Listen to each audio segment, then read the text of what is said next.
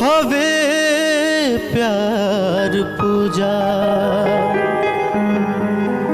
हवे प्यार ईश्वर। ई बात केहू ना सोचे बिचारे हमनी के दुश्मन भइल बाट दुनिया।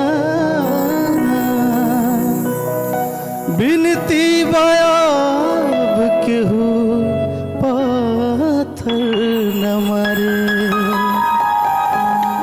ना कोनो हाट ना बजरिया से होला, ना कोनो हाट ना बजरिया से होला।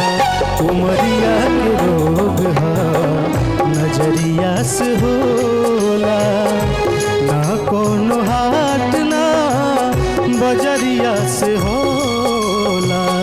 उमरिया के रोग हा